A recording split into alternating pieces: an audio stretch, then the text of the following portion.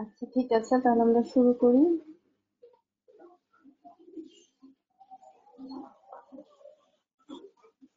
আমরা ফার্মাকোডাইনামিক্স পড়া শুরু করেছি।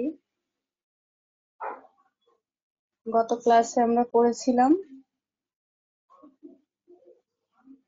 how drug acts by their non-specific mechanism. আজকে আমরা পড়ব how drug acts through receptor mediated mechanism, মানে রিসিপ্টর যখনই রিসিপ্টরের কথা আসবে তখনই হবে এটা স্পেসিফিক মেকানিজম। একটা স্পেসিফিক ড্রাগ একটা স্পেসিফিক রিসিপ্টরের সাথে বাইন্ড করবে, তারপর ইফেক্ট প্রডিউস করবে। ওই ড্রাগটাকে আমরা কি বলবো যে রিসিপ্টরের সাথে বাইন্ড হয়ে ইফেক্ট প্রডিউস করবে? লিগ্যান্ড। হুম, লিগ্যান্ড ম্যাম। হ্যাঁ, লিগ্যান্ড হলো ড্রাগের একটা সিনোনিম। আর কি বলি আমরা? ধরো একটা ড্রাগ একটা রিসিপ্টরের সাথে, ধরো বিটা রিসিপ্টরের সাথে বাইন্ড করে হার্ট রেট বাড়ালো, ওই ড্রাগটাকে আমি আরেকটা নাম বলি, ফার্মাকোলজিক্যাল নেম কি বলি? অ্যাগনিস্ট। হ্যাঁ, অ্যাগনিস্ট। আর ধরো একটা ড্রাগ বিটা রিসিপ্টরকে ব্লক করে রাখলো, তাকে আমরা কি বলি? অ্যান্টাগনিস্ট। অ্যান্টাগনিস্ট। অর জেনারেলি আমরা বিটা ব্লকারও বলি। অ্যান্টাগনিস্টকে অনেক সময় ব্লকার বলা হয়। অ্যান্টাগনিস্ট কি করে? রিসিপ্টরের সাথে বাইন্ড করে থাকে যাতে একটা অ্যাগনিস্ট ওই রিসিপ্টরের সাথে বাইন্ড করে অ্যাগনিস্টের ইফেক্টটা প্রডিউস করতে না পারে। তার মানে অ্যান্টাগনিস্ট সরাসরি কোনো ইফেক্ট করে না, ও জাস্ট অ্যাগনিস্ট। তাহলে নন স্পেসিফিক মেকানিজমের মধ্যে ছিল যে ড্রাগ ফিজিক্যাল প্রপার্টিস এর মাধ্যমে ইফেক্ট প্রডিউস করে, কেমিক্যাল রিঅ্যাকশনের মাধ্যমে, অথবা এনজাইম ইনহিবিট করে অর স্টিমুলেট করে, চিলেশন করে। চিলেশনের ডেফিনেশনটা কি ছিল ফরেনসিক মেডিসিনে?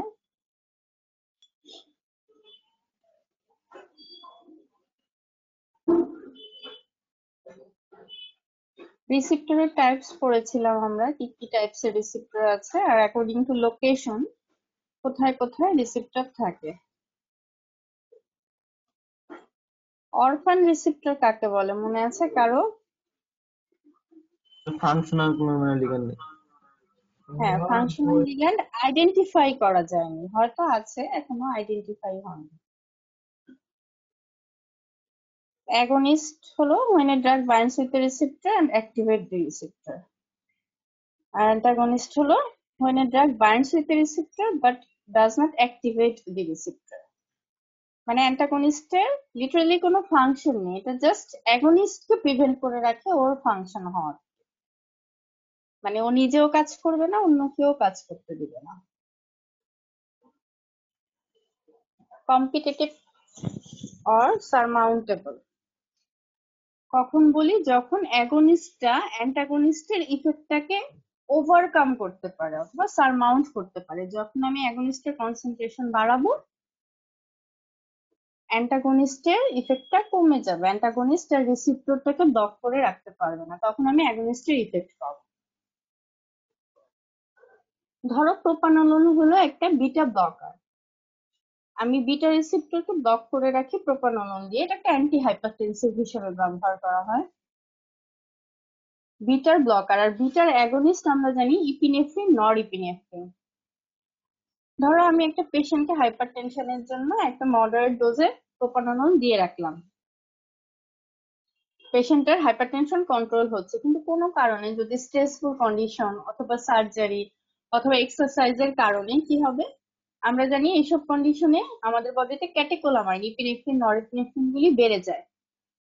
তখন কিন্তু প্রোপানলটা আর ইফেক্টিভলি ব্লাড প্রেশার কন্ট্রোল করতে পারবে না। যখন against, bitter against epinephrine, norepinephrine অনেক বেড়ে যাবে, তখন তারা প্রোপানলের ইফেক্টটাকে সারমাউন্ট করতে পারবে। আর নন কম্পিটিটিভ এর মধ্যে আছে একটা এক্সাম্পল ফেনক্সিবেনজামিন, এটা হলো একটা আলফা ব্লকার। আমরা অটোনমিক ফার্মাকোলজিতে যখন আসবো তখন আলফা বিটা রিসেপ্টর গুলি পড়বো। আই থিঙ্ক তোমরা একটুখানি তোমাদের ধারণা আছে, ফিজিওলজিতে পড়েছিলে, কিছুটা পড়েছিলে, আমরা আবার পড়বো ডিটেলস অটোনমিক ফার্মাকোলজি। ফেনক্সিবেনজামিনটা আলফা রিসেপ্টরের সাথে একটা কোভ্যালেন্ট বন্ড ফর্ম করে। চার ধরনের বন্ডের কথা বলেছিলাম, মনে আছে? রিসিপ্টরের সাথে ড্রাগের 4 ধরনের বন্ড আছে। বলো চারটা কি কি? একটা তো আমি বললাম covalent bond, it is the strongest bond, এটা ভাঙতে অনেক এনার্জি লাগে। Ionic bond, covalent bond, van der Waals bond and আরেকটা আছে,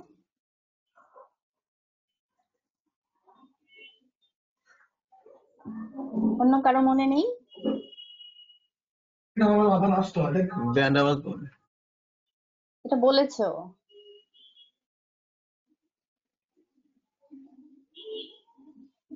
ionic, van der Waals, covalent, আরেকটা কি?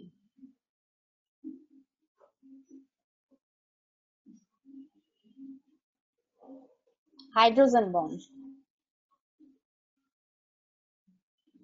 এই 4 ধরনের বন্ডের মধ্যে কোভ্যালেন্ট বন্ড দিয়ে যখন ড্রাগ আর রিসেপ্টর বাইন্ড হয়ে থাকে তখন আমরা তাকে বলি আনসারমাউন্টেবল অ্যান্টাগনিস্ট। এটা হলো এক্স এক্সিসে আছে অ্যাগনিস্টের কনসেন্ট্রেশন আর ওয়াই এক্সিসে আছে অ্যাগনিস্টের ইফেক্ট। এক্স এক্সিস কে আরেকটা কি বলে সিনোনিম দেখেছিলে? এক্স আর ওয়াই এক্সিস কে কি বলে?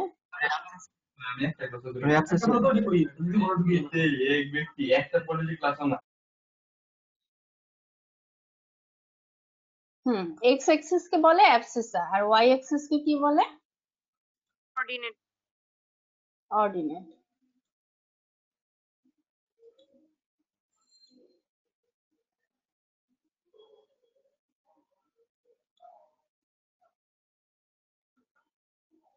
এখানে হলো ধরো একটা অ্যাগনিস্ট আমি দিলাম, অ্যাগনিস্ট অ্যালোন ইফেক্ট প্রডিউস করলো।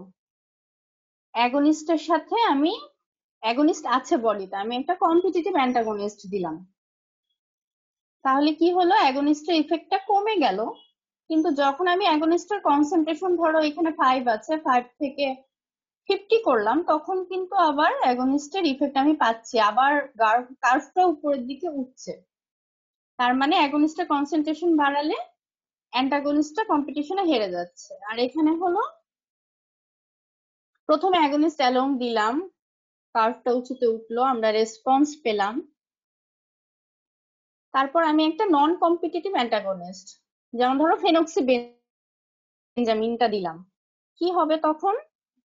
অ্যাগনিস্টের কনসেন্ট্রেশন তখন আমি 50 থেকে 100 করলেও এই কার্ভটার উপরে উঠবে না, আমরা ইফেক্ট পাবো না, কারণ এটা হলো নন কম্পিটিটিভ অ্যান্টাগনিস্ট। অ্যাগনিস্টের কনসেন্ট্রেশন বাড়লেও অ্যান্টাগনিস্টকে ওভারকাম করতে পারবে না।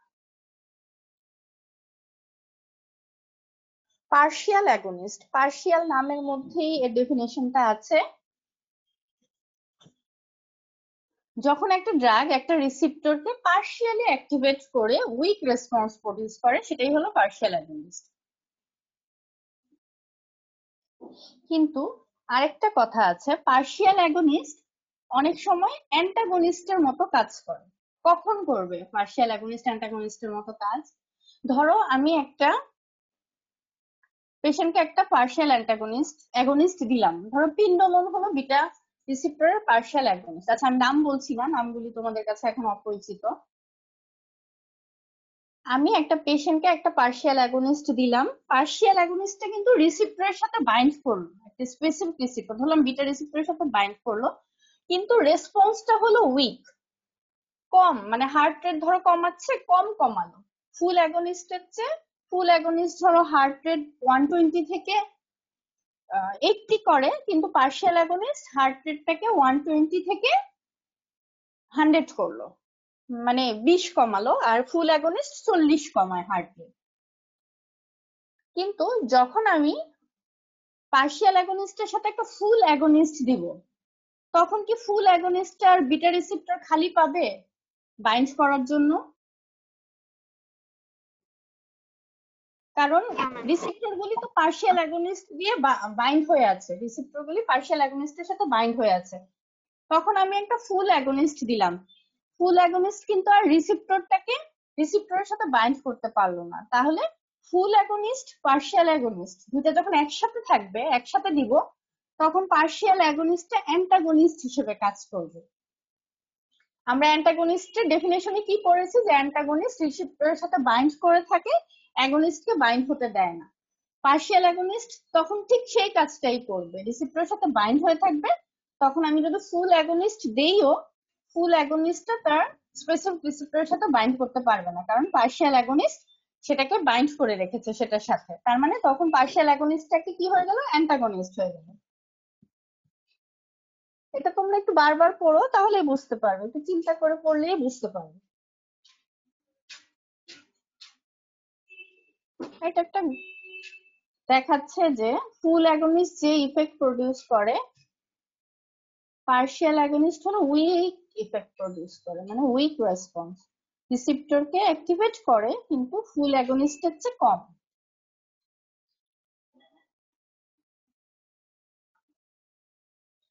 তোমাদের কি প্রফেট ডেট দিয়েছে,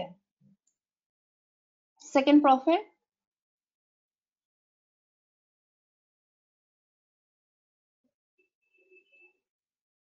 না ম্যাম।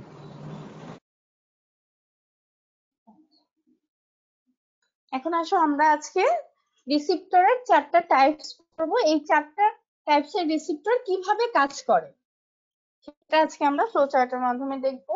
এটা পরীক্ষার জন্য, রিটেনের জন্য খুব ইম্পর্টেন্ট। দেখা যায় যে অল্টার করে একবার হয়তো জি প্রোটিন আসে, একবার ডিএনএ লিংক আসে, রিটেনের জন্য এটা ভালো করে পড়বো।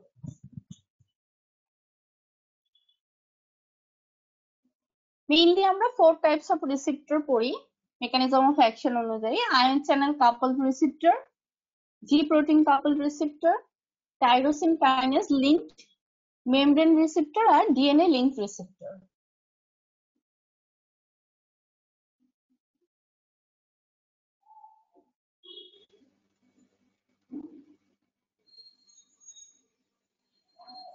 তোমরা যখন এন্ডোক্রাইনোলজি পড়েছিলে ফিজিওলজিতে, তখন ইনসুলিন কিভাবে কাজ করে ওটা কি পড়েছিলে, mechanism of action of insulin?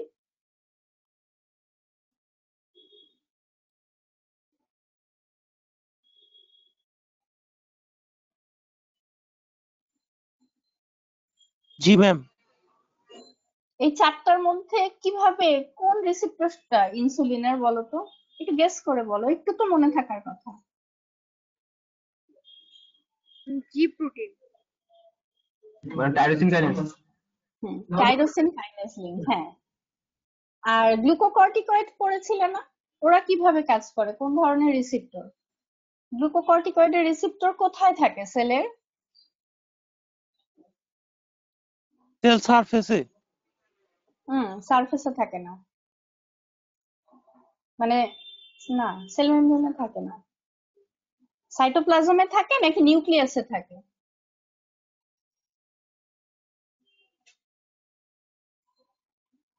আচ্ছা, এটা আমরা দেখবো এখন। আগে আসি আমরা আয়ন চ্যানেল কাপল রিসেপ্টরের মাধ্যমে কোন ড্রাগ কিভাবে কাজ করে।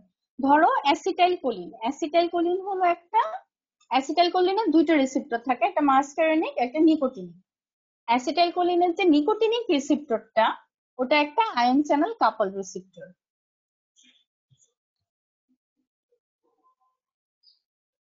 The extracellular portion of ligand-gated ion channel contains ligand binding site, মানে এই যে এই রিসেপ্টরটা দেখো কিছুটা সেলের বাইরে আর কিছুটা সেলের ভিতরে, এটা হলো সেল। এটা দেখো লিপিড বাইলেয়ার, এটা সেল। এই রিসেপ্টরটা আছে, এক্সট্রাসেলুলার পোর্শন আছে, ইন্ট্রাসেলুলার পোর্শন আছে। অ্যাসিটাইল কোলিনটা এই স্পেসিফিক একটা বাইন্ডিং সাইটের সাথে বাইন্ড করলো, তাহলে কি হলো, একটা আয়ন চ্যানেল ওপেন হলো। কোন আয়ন চ্যানেল? সোডিয়াম। অনেক এক একটা ড্রাগ এক একটা আয়ন চ্যানেল ওপেন করে। অ্যাসিটাইল কোলিন যখন নিকোটিনিক রিসেপ্টরের সাথে বাইন্ড করে তখন সোডিয়াম চ্যানেল ওপেন হয়, কিন্তু এই ওপেনিংটা হয় একদম ফিউ মিলি সেকেন্ডের জন্য। ফিউ মিলি সেকেন্ডের জন্য চ্যানেলটা ওপেন হলো, সোডিয়াম আয়নটা ভিতরে ঢুকলো। এখন আবার আসি আমরা ফিজিওলজিতে। তোমরা অ্যাকশন পটেনশিয়াল কিভাবে জেনারেট হয় ওটা পড়েছিলে না?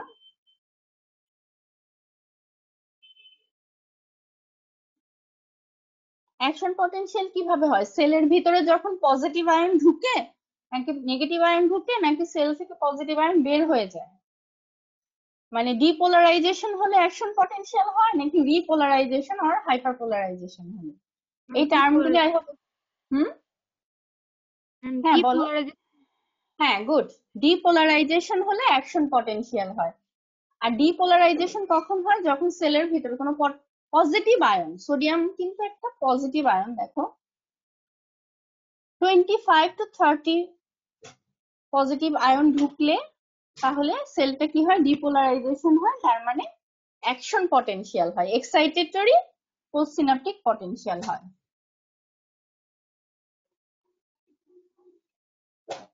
তার মানে এক্সট্রাসেলুলার পোর্শনের সাথে একটা লিগ্যান্ড অর ড্রাগ বাইন্ড করলো, তারপর রিসিপ্টরটাকে অ্যাক্টিভেট করলো। এই অ্যাক্টিভেশনের কারণে কি হলো? ওই রিসিপ্টরের যে আয়ন চ্যানেলটা ফিউ মিলি সেকেন্ডের জন্য ওপেন হলো। যখন পরীক্ষায় কোনো মেকানিজম অফ অ্যাকশন আসবে, তোমরা ফ্লো চার্ট করে দিবে আর সিম্বল ব্যবহার করবে না, ইনক্রিজ ডিক্রিজের সিম্বল ব্যবহার করবে না, লিখবে। ইনক্রিজ স্পেলিং করে লিখবে, ডিক্রিজ স্পেলিং করে লিখবে, ইলাবোরেটলি লিখবে, কিন্তু একটু ফ্লো চার্ট করে লিখবে, তাহলে খাতা দেখতে সুবিধা হয় এক্সামিনারদের, আর এটা ইমপ্রেসিভ। ঠিক আছে, তাহলে সুন্দর করে লিখবে আর সাথে ছবিটাও দিয়ে দেবে। সেটা অ্যাসিটাইল কোলিনের ছবি দিতে পারো, অথবা বেনজোডায়াজেপিনস যখন আমরা পড়বো তখন ওটাও দেখবো যে বেনজোডায়াজেপিনস গুলি কি করে? ক্লোরাইড চ্যানেলকে ওপেন করে, ক্লোরাইড আয়ন ভিতরে ঢুকে, এই জন্য হাইপার পোলারাইজেশন হয়। আর এখানে আমরা পড়ছি ডিপোলারাইজেশন। তাহলে কি হলো? অ্যাগনিস্ট বাইন্ড করলো রিসিপ্টরের সাথে, রিসিপ্টর অ্যাক্টিভেট হলো, আয়ন চ্যানেল ওপেন হলো ফর ফিউ মিলি সেকেন্ড। এই কথাটা কিন্তু খুব ইম্পর্টেন্ট। ওপেন হয়েই কিছু আয়ন ঢুকে তারপর সাথে সাথে চ্যানেলটা ক্লোজ হয়ে যায়। এর মধ্যে দুইটা রিসিপ্টরের নাম এখন তোমরা জেনে রাখো। একটা হলো নিকোটিনিক কোলিনার্জিক রিসিপ্টর, এখানে অ্যাসিটাইল কোলিন বাইন্ড করে, আর একটা হলো গাবা রিসিপ্টর, এখানে বেনজোডায়াজেপিনস, যেমন আমরা ডায়াজিপামের নাম জানি, ডায়াজিপাম কি একটা সিডেটিভ ড্রাগ, ওরা বাইন্ড করে গাবা রিসিপ্টরের সাথে। গাবা নিউরোট্রান্সমিটারের মধ্যে গাবা কোন ধরনের নিউরোট্রান্সমিটার? এক্সাইটেটরি নাকি inhibitory? Excitatory, madam. GABA excitatory. Inhibitory, ma'am. inhibited. হ্যাঁ No, গাবা madam, হলো inhibitor. হ্যাঁ গাবা, Inhibitor, গ্লাইসিন, madam. এগুলি ডোপামিন, এগুলি হলো ইনহিবিটরি নিউরোট্রান্সমিটার। আর Inhibitor. অ্যাসিটাইলকোলিন হলো মিক্সড নিউরোট্রান্সমিটার, মানে অ্যাসিটাইলকোলিন এক্সাইটেশনও করে ইনহিবিশনও করে, কিন্তু গাবা একটা ইনহিবিটরি নিউরোট্রান্সমিটার। আচ্ছা, তাহলে এটা হলো আমরা কি পড়লাম? আয়ন চ্যানেল কাপল রিসিপ্টর কিভাবে কাজ করে, ফিগার দিবে, ফ্লো চার্ট করে মেকানিজম অফ অ্যাকশনটা দিবে। তোমরা একটু প্লিজ লিখে নিও, এখন লিখে খাতাটা একবার হলেও দেখবে লেকচারের আগে পরে। বারবার বলছি, ক্লাসগুলি হয়তো আমি রিপিট করতে পারবো না। তারপর এক্সাম্পল দিবে আয়ন চ্যানেল কাপল রিসিপ্টর আসলে। এখন আসো 2 নাম্বার কি পড়েছি আমরা? জি প্রোটিন কাপল রিসিপ্টর। মানে এই ধরনের ড্রাগগুলি কি করে? রিসিপ্টরকে অ্যাক্টিভেট করার মাধ্যমে জি প্রোটিনকে অ্যাক্টিভেট করে কনসিকুয়েন্সলি। তারপর ওই জি প্রোটিনটা যে সেকেন্ড মেসেঞ্জার প্রডিউস করে। আমরা জানি ড্রাগ, হরমোন, নিউরোট্রান্সমিটার এগুলি হলো ফার্স্ট মেসেঞ্জার, ওরা সেকেন্ড মেসেঞ্জার কে অ্যাক্টিভেট করে, ওই সেকেন্ড মেসেঞ্জারটা যে ফাইনালি সিগন্যাল কন্ডাক্ট করে, ইফেক্ট প্রডিউস করে। জি প্রোটিন কাপল রিসিপ্টরের মাধ্যমে কিভাবে কাজ করে? Drug binds to the ligand binding domain of the receptor, একই কথা, এন্ড দেয়ারবাই রিসিপ্টর ইজ অ্যাক্টিভেটেড। শুরুটা সুন্দর করে করবে, তারপর কি লিখবে?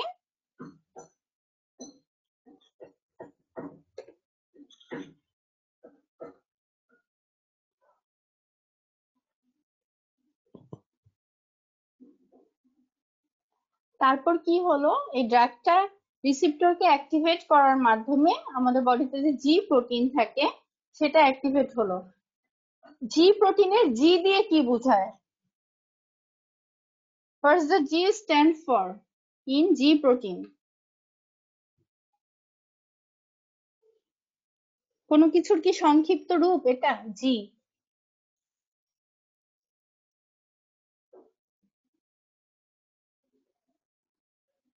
কেউ বলতে পারবে? বলতে না পারলে নেক্সট ক্লাসে দেখে আমাকে জানাবে। জি প্রোটিনে জি দিয়ে কি বোঝায়?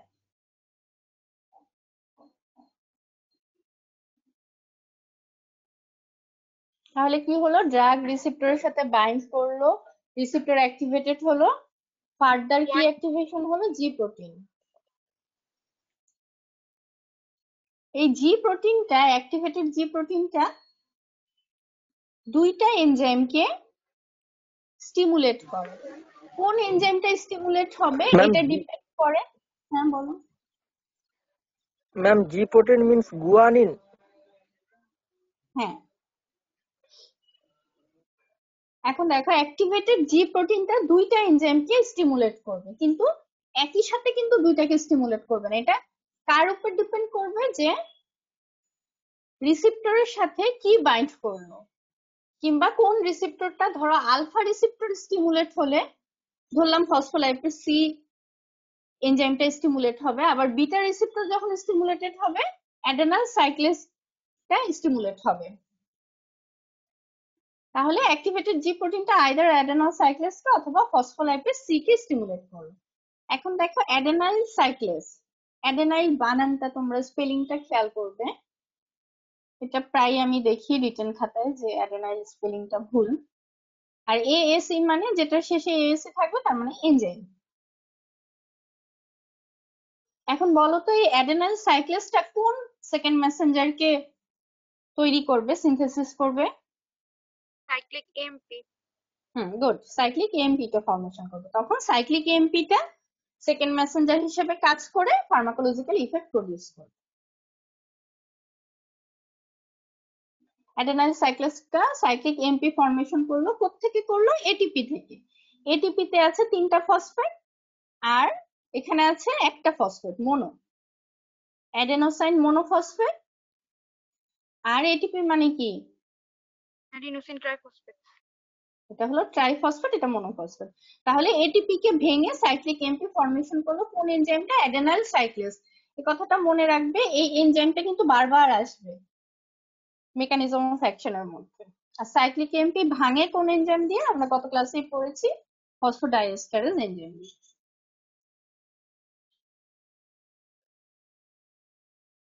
তারপরে এই সাইক্লিক এমপিটা প্রোটিন কাইনেজকে অ্যাক্টিভেট করে। প্রোটিন কাইনেজ যে বিভিন্ন ধরনের প্রোটিন সিনথেসিস করে অথবা কোনো প্রোটিনের সিনথেসিসকে ব্লক করে ফার্মাকোলজিক্যাল ইফেক্ট প্রডিউস করে। আর আরেকটা ফ্লো চার্টে যে ফসফোলাইপেজ সি এনজাইমটা অ্যাক্টিভেট হলো, এই ফসফোলাইপেজ সিটা করে কি?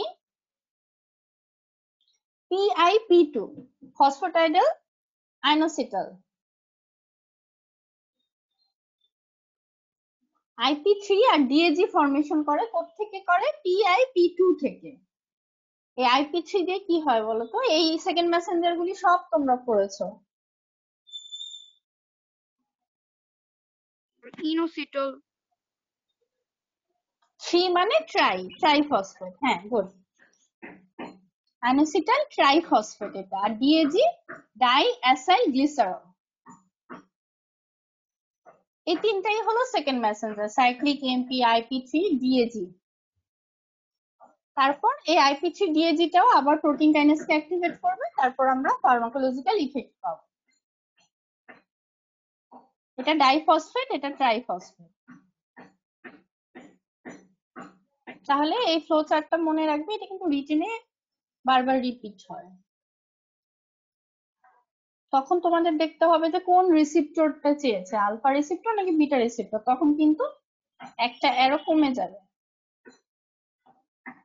তারপর প্রোটিন ফসফোরাইলেশন হয়, রেসপন্স হয়। জি প্রোটিন কাপল রিসিপ্টর কি কি আছে? বিটা অ্যাড্রেনো রিসিপ্টর, আলফা রিসিপ্টরও আছে, গ্লুকাগনের রিসিপ্টর, থাইরোট্রপিন রিসিপ্টর, কিছু কিছু ডোপামিন আর সেরোটোনিনের রিসিপ্টরও জি প্রোটিনকে স্টিমুলেট করে কাজ করে। এক্সাম্পল গুলি অবশ্যই লিখবে আর অবশ্যই মনে রাখবে। তার মানে আমরা দেখলাম যেটা আয়ন চ্যানেল রিসিপ্টর, ওটা সরাসরি কাজ করে আয়ন চ্যানেল ওপেনের মাধ্যমে, কিন্তু জি প্রোটিন কাপল রিসিপ্টর গুলি, যে ড্রাগগুলি জি প্রোটিনকে স্টিমুলেট করে, তাদের একটা সেকেন্ড মেসেঞ্জার লাগে তাদের ইফেক্টটা প্রডিউস করার জন্য।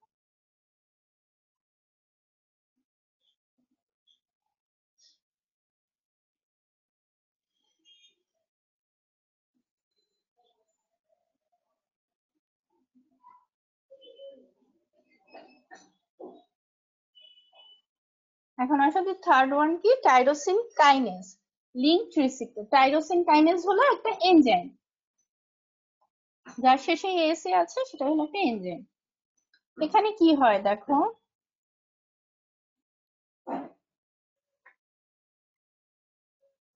ফিগারটা আগে দেখি আমরা। এই রিসিপ্টরটা থাকে এরকম আলাদা ভাবে থাকে, যখন একটা লিগ্যান্ড এখানে বাইন্ড করে দুইটা রিসেপ্টর একসাথে হয়ে তারপর টাইরোসিন কাইনেজটা স্টিমুলেট হয়ে টাইরোসিন কাইনেজটা সেলের ভিতরে তখন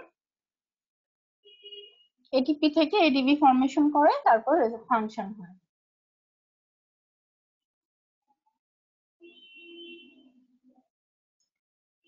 binding of drug to the ligand binding domain causes stimulation of receptor. সবগুলি শুরুতে একই হবে। এই স্টিমুলেশনের ফলে কি হয় দেখলাম আমরা, রিসেপ্টর দুটো আলাদা থাকে, দুটো বাইন্ড হয়, একজন আরেকজনের সাথে বাইন্ড হয়। This stimulation causes the two receptors to bind with each other.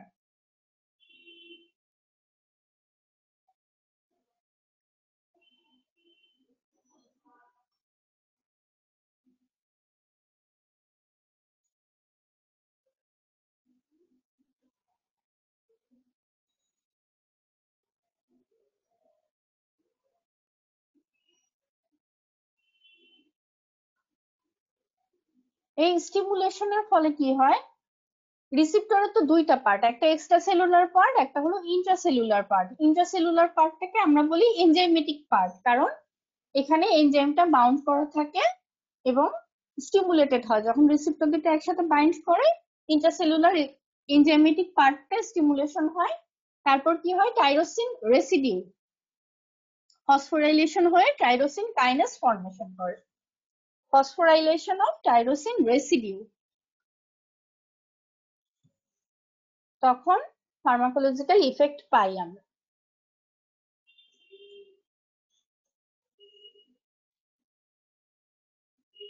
যখন মেকানিজম অফ অ্যাকশন আসবে, ফিগার আর এক্সাম্পল দিতে ভুলে যাবে না, ফিগারও দিবে এক্সাম্পলও দিবে।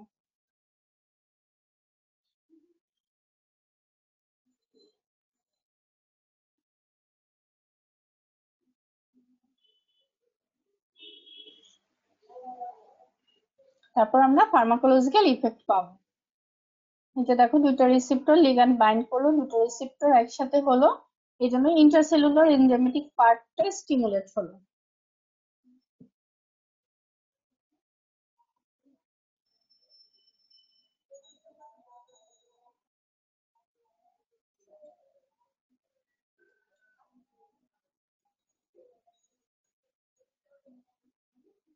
টাইরোসিন কাইনেজ লিঙ্কড রিসেপ্টরের এক্সাম্পল কি কি আছে? Insulin, insulin like growth factor, epidermal growth factor, platelet derived growth factor, PDGF আর atrial natriuretic peptide।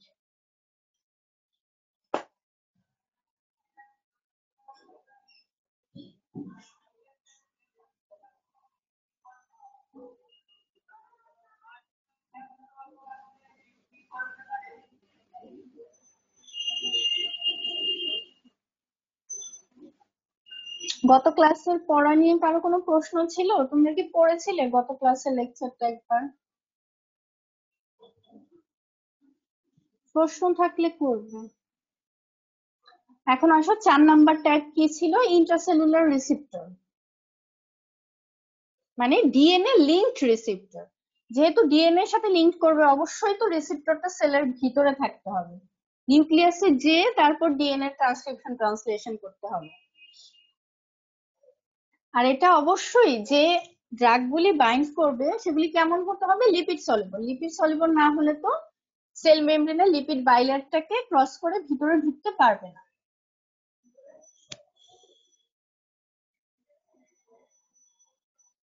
কি হয়? Binding of drug to the ligand binding domain of the receptor.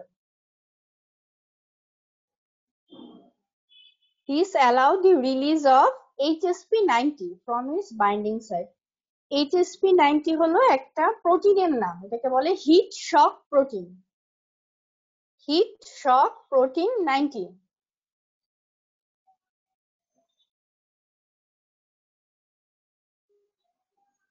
দেখো, এটা হলো একটা লিগ্যান্ড বাইন্ডিং ডোমেইন, আর এখানে হিট শক প্রোটিনটা bind করে থাকে। যখনই ধরো স্টেরয়েড এই ডোমেইনের সাথে বাইন্ড করবে, কি হয়, এই হিট শক প্রোটিনটা রিলিজ হয়, মানে সেল থেকে ছুটে যায়।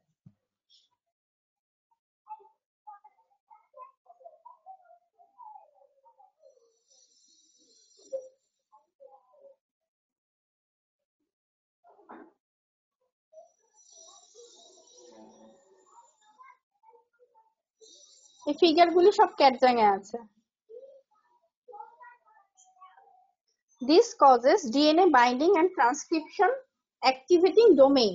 ডোমেইনটার নাম কি? DNA binding and transcription activating domain of the receptor to fold into their functionally active conformation.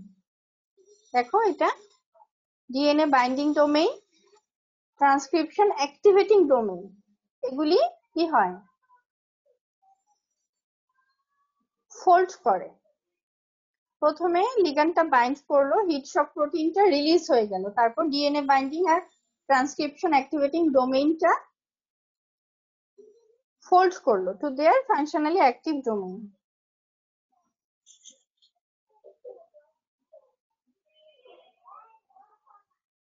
এটা বারবার পড়বে ফিগার দেখে, তাহলেই সহজ লাগবে। অবশ্যই পড়ার সময় ফিগারটা আঁকবে। একবার একে তুমি নিজে যদি লেবেল করো, পড়াটা খুব সহজ হয়ে যাবে। তারপর আমি একটা ফিগার দেখাবো আরেকটা, ওটা দেখলেই ক্লিয়ার হবে। তারপর যে রিসিপ্টরের সাথে লিগ্যান্ডের যে কমপ্লেক্সটা হলো, ওইটা কি করলো, নিউক্লিয়াসের ভিতরে গেল। আমরা জানি যে ধরো স্টেরয়েডের রিসিপ্টরটা থাকে সাইটোপ্লাজমে।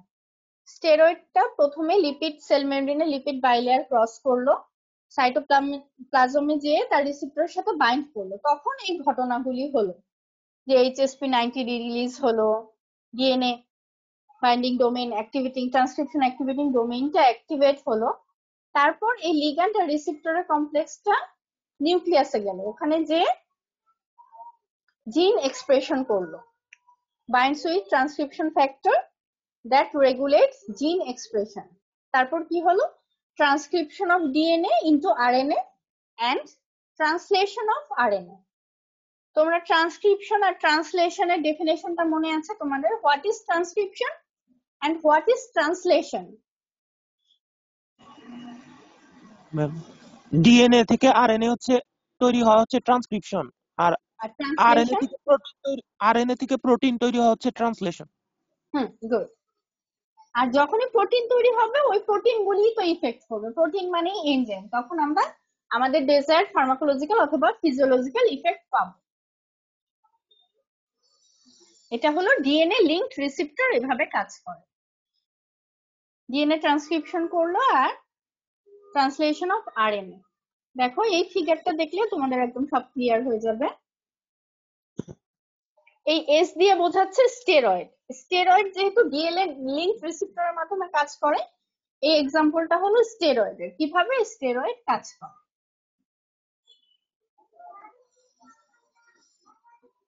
সিবিজি দিয়ে হয় কর্টিসল বাইন্ডিং গ্লোবিউলিন। আমরা জানি যে কোনো ড্রাগ যদি আমরা দেই, তারপর অ্যাবজর্পশন হওয়ার পর সেটা কি করে, বিভিন্ন প্লাজমা প্রোটিনের সাথে বাইন্ড করে। আমাদের প্লাজমা প্রোটিন মেইনলি কি আছে, অ্যালবুমিন, গ্লোবিউলিন, এগুলি। কিছু কিছু ড্রাগ দেখা যায় যে অ্যালবুমিনের সাথে বাইন্ড করে, আবার কিছু কিছু ড্রাগ গ্লোবিউলিনের সাথে বাইন্ড করে। তো আমরা যখন কর্টিকোস্টেরয়েড দেই, তখন সেটা কি করে, গ্লোবিউলিনের সাথে বাইন্ড করে। আর এই স্পেশাল প্লাজমা প্রোটিন যেটার সাথে স্টেরয়েড বাইন্ড করে, তার নাম হলো সিবিজি। এগুলি সব তোমরা ফিজিওলজিতে পড়েছো, কর্টিসল বাইন্ডিং গ্লোবিউলিন। স্টেরয়েডটা বাইন্ড করলো এই প্লাজমা প্রোটিনের সাথে, তারপর এক সময় এখান থেকে রিলিজ হয়ে সেল মেমব্রেনটাকে ক্রস করে ভিতরে ঢুকে। এখন আমরা জানি ওর রিসিপ্টর থাকে সাইটোপ্লাজমে, আর ফর রিসিপ্টর। রিসিপ্টরের সাথে বাইন্ড করলো, যেখানে আগে থেকে কি বাইন্ড করা থাকে, হিট শক প্রোটিন। যখন স্টেরয়েডটা রিসিপ্টরের সাথে বাইন্ড করবে, এই হিট শক প্রোটিনটা রিলিজ হয়ে যাবে, মানে রিসিপ্টর থেকে সরে যাবে, তাহলেই রিসিপ্টরটা অ্যাক্টিভেট হবে। মেইনলি এই হিট শক প্রোটিনের কাজ কি, রিসিপ্টরটাকে নরমালি ইনঅ্যাক্টিভ করা যখন স্টেরয়েড থাকবে। স্টেরয়েডটা এসে রিসেপ্টরের সাথে বাইন্ড করলো, হিট শক প্রোটিনটা রিলিজ হলো, রিসেপ্টরটা অ্যাক্টিভেট হলো। রিসেপ্টরের সাথে স্টেরয়েডের যে কমপ্লেক্সটা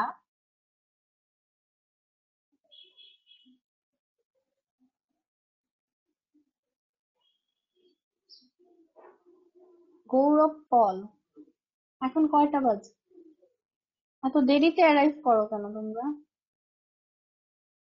দেখো স্টেরয়েড রিসেপ্টরের কমপ্লেক্সটা তারপর কি হলো, এটা হলো নিউক্লিয়াস, নিউক্লিয়াসের ভিতরে ঢুকলো।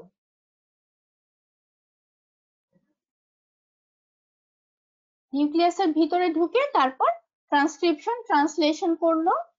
যে প্রোটিনগুলি তৈরি হলো এমআরএনএ দিয়ে, মানে ট্রান্সলেশনের মাধ্যমে যে প্রোটিনগুলি তৈরি হলো সেগুলি কিন্তু আবার সাইটোপ্লাজমে চলে আসলো, সাইটোপ্লাজমে চলে এসে তারপর রেসপন্স করবে। তাহলে এই ফিগারটা অবশ্যই তোমাদের দিতে হবে যখন ডিএনএ লিংক রিসেপ্টরের মেকানিজম চাইবে।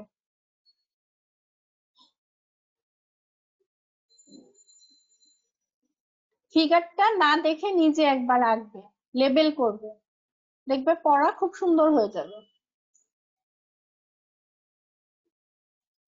এই জি আর ই দিয়ে কি হয়? এটা হয় glucocorticoid response element.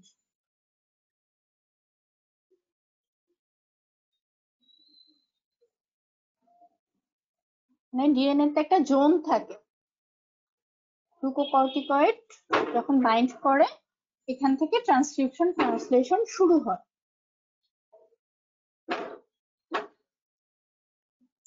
DNA linked রিসেপ্টরের এক্সাম্পল হলো corticosteroid, mineralosteroid, sex steroid, vitamin D আর থাইরয়েড হরমোন। থাইরয়েড হরমোনের রিসেপ্টর যেহেতু নিউক্লিয়াসেই থাকে তখন কিন্তু এইটুকু পোর্শন আর হবে না, সরাসরি রিসেপ্টরের নিউক্লিয়াসে যেয়ে তারপর ইফেক্টটা হবে। কিন্তু স্টেরয়েডের রিসেপ্টর তো সাইটোপ্লাজমে থাকে, এই জন্য আগে সাইটোপ্লাজমের রিসেপ্টরের সাথে বাইন্ড করবে, রিসেপ্টর অ্যাক্টিভেট হবে, তারপর স্টেরয়েড রিসেপ্টরের কমপ্লেক্সটা নিউক্লিয়াসে ঢুকে তারপর বাকি কাজ করবে। ভিটামিন ডি, সেক্স স্টেরয়েড কোনগুলিকে বলে? Testosterone, oestrogen, progesterone. তার মানে যদি বলে ডিএনএ লিংক রিসেপ্টরের মাধ্যমে কোন কোন ড্রাগ বা হরমোন কাজ করে, আই হোপ তোমরা নামগুলি বলতে পারবে। এখন এই যে দেখো এই স্টেরয়েডের যে কমপ্লেক্স মেকানিজমটা, তোমাদের কি মনে হয় এটুকু হতে কত সময় লাগবে? এটা কি আয়ন চ্যানেল কাপল রিসেপ্টর যেরকম খুব দ্রুত কাজ করে, আয়ন চ্যানেল অ্যাসিটাইলকোলিন বাইন্ড করলো রিসেপ্টরের সাথে, সাথে সাথে আয়ন চ্যানেলটা ওপেন হলো, সোডিয়াম ঢুকলো, সাথে সাথে রেসপন্স হলো উইদিন মিলি সেকেন্ড। আর তোমাদের কি মনে হয় এই মেকানিজমটা হতে কি মিলি সেকেন্ডের মধ্যে হতে পারবে? এটা ট্রান্সক্রিপশন ট্রান্সলেশন প্রোটিন রিলিজ হবে, রেসপন্স, এটা উইদিন সেকেন্ড বা উইদিন মিনিট হবে না, এটা একটু সময় লাগবে, অবশ্যই সময় লাগবে। এবং এই সময় লাগাটার একটা ক্লিনিক্যাল সিগনিফিকেন্স আছে, যে আমরা ক্লিনিক্যালি একটা গ্লুকোকর্টিকয়েড বা স্টেরয়েড দিলাম, আমরা সাথে সাথে রেসপন্স পাবো না, রেসপন্স পেতে আমাদের একটা ল্যাগ পিরিয়ড লাগবে, কারণ নতুন প্রোটিন সিনথেসিস হবে, তারপর ওরা যে কাজ করবে, এটা একটা সেভারাল আওয়ার্স লাগবে এই মেকানিজমটা হতে।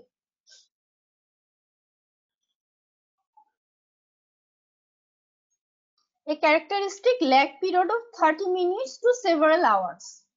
কেন? The time required for the synthesis of new protein.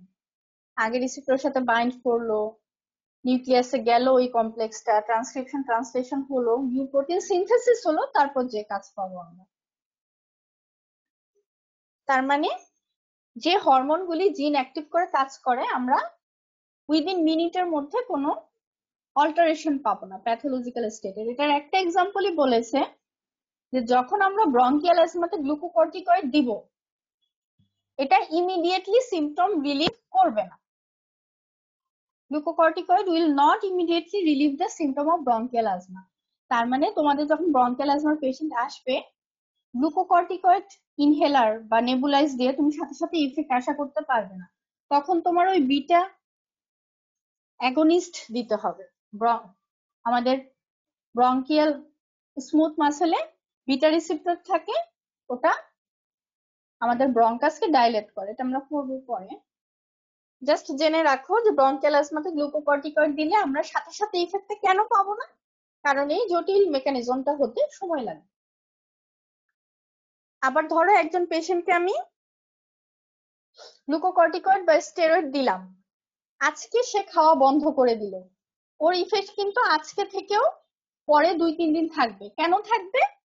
কারণ যে প্রোটিনগুলো সিনথেসিস হলো ওদের টার্নওভারটা একটু স্লো, কারণ এনজাইম প্রোটিনগুলি ওদের কাজ করবে, তারপর যে তারা মানে তাদের ফাংশনটা কমে যাবে, টার্নওভার যে হবে সেটা স্লোলি হবে। এই জন্য আমরা ড্রাগটা উইথড্র করার পরও কিছুদিন ইফেক্ট পাবো।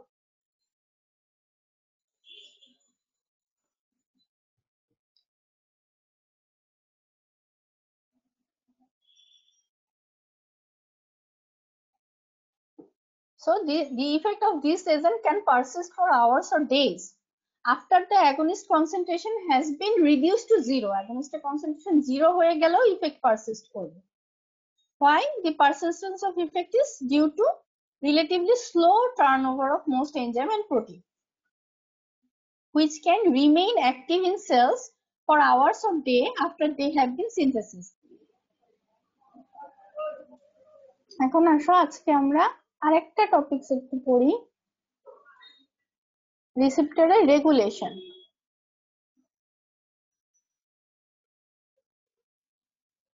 আমরা দুইটা কথা বলি, দুইটা টার্ম ইউজ করি, একটা হলো ডাউন রেগুলেশন আর একটা হলো আপ রেগুলেশন। ডাউন রেগুলেশনকে ডিসেন্সিটাইজেশন বলে আর আপ রেগুলেশনকে বলে সেন্সিটাইজেশন।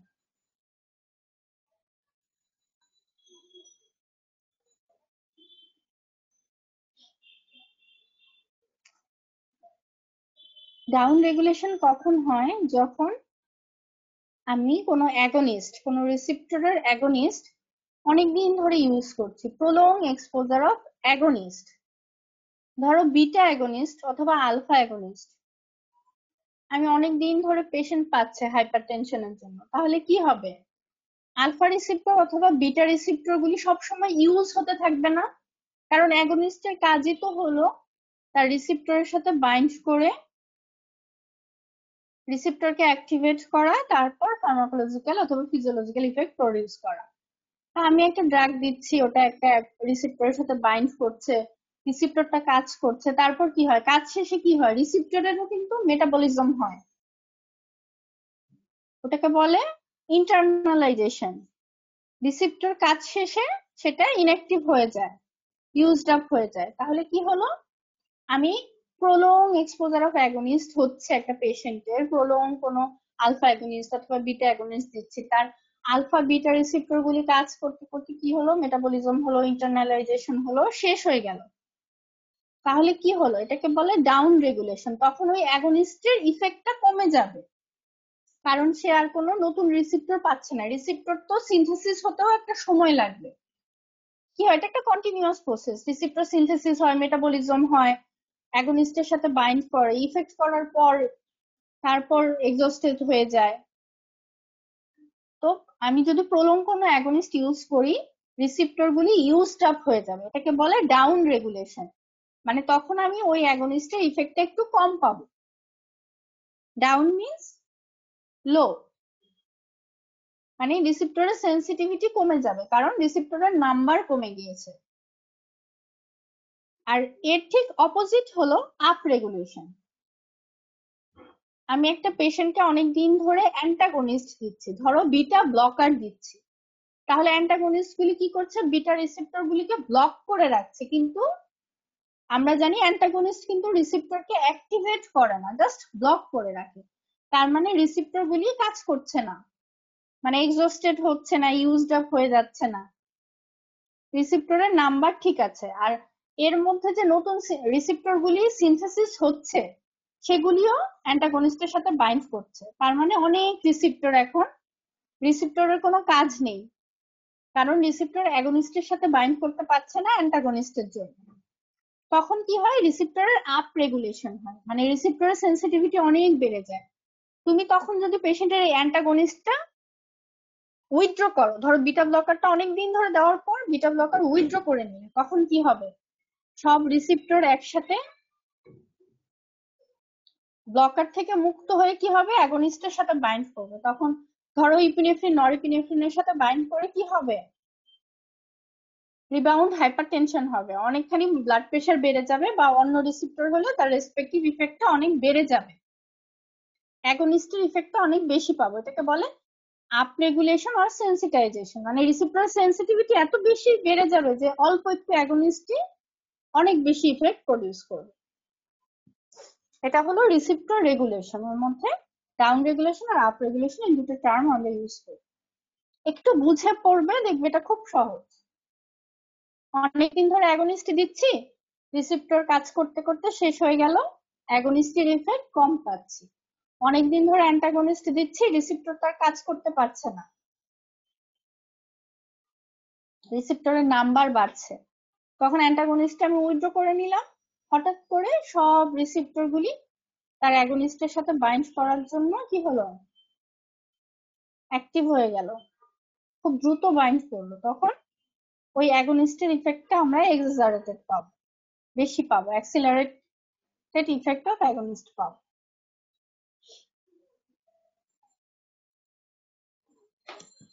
তাহলে আজকে এ পর্যন্ত থাক। তোমরা এই ফার্মাকোডাইনামিক্সের এই লেকচারটা পুরোটা পড়বে, ফিগার গুলি দেখবে, আঁকবে, এক্সাম্পল পড়বে, অ্যাগনিস্ট অ্যান্টাগনিস্ট, কম্পিটিটিভ নন কম্পিটিটিভ এর গ্রাফ গুলি বোঝার চেষ্টা করবে। এগুলি খুব সহজ, জাস্ট একটু মন দিয়ে দেখলেই তোমরা পারবে। এই এক্সাম্পল গুলি ভালো করে পড়বে, ফিওক্রোমোসাইটোমাতে কি হয় গত ক্লাসে বলেছি। তাহলে এই চ্যাপ্টারটা খুব ভালোভাবে পড়বে।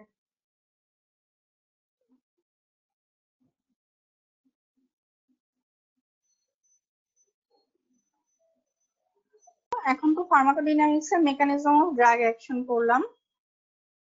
নেক্সট ক্লাসে ড্রাগ ইন্টারঅ্যাকশন আর ডোজ রেসপন্স রিলেশনশিপ, এটা হলো জেনারেল ফার্মাকোলজির 5 নাম্বার আইটেমটা। ড্রাগ ইন্টারঅ্যাকশন করব আর ডোজ রেসপন্স এর কিছু কার্ভ আছে, ওই কার্ভ গুলি আমরা দেখব। ঠিক আছে, আজকে তাহলে এই পর্যন্ত থাক। তোমরা একটু বাসায় পড়ো, আলাদা করে একটু সময় রাখবে থার্ড ফোর্থের সাবজেক্ট গুলি পড়ার জন্য।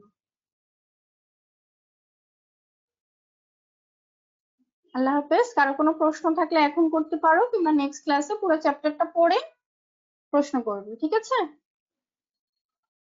সেকেন্ড মেসেঞ্জার কাকে বলে এর এক্সাম্পল গুলি পড়বে। সাইক্লিক এমপি, এটা প্লেটলেটে কি ফাংশন করে, ব্রঙ্কাসে কি ইফেক্ট করে, এটা একটু পড়বে।